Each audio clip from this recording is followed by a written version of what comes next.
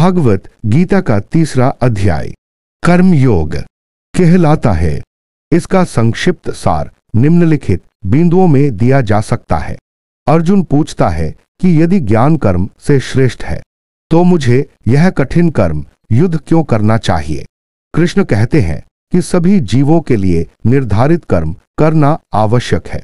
बिना कर्म किए जीवन संभव नहीं। अपने स्वधर्म कर्तव्य का पालन करना चाहिए, जो प्रत्येक व्यक्ति की योग्यता और स्वभाव पर आधारित होता है। निष्काम कर्मयोग का महत्व बताया गया है, जिसमें फल की इच्छा किए बिना कर्म करना चाहिए। भगवान कृष्ण कहते हैं कि श्रेष्ठ लोग जो कर्म करते हैं वे दूसरों के लिए आदर्श बनते हैं और समाज में उनका अनुसरण होता है। सभी जीव प्रकृति के स्वभाव के अनुसार कर्म करते हैं, इसलिए कर्म त्याग संभव नहीं।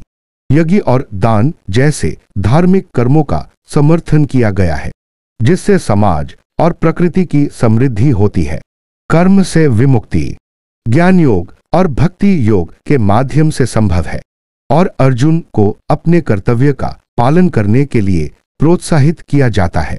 यह अध्याय कर्म के महत्व, स्वधर्म पालन एवं निष्काम कर्मयोग के सिद्धांतों को विस्तार से समझाता है और अर्जुन को कर्म से विमुख न होने की शिक्षा देता है।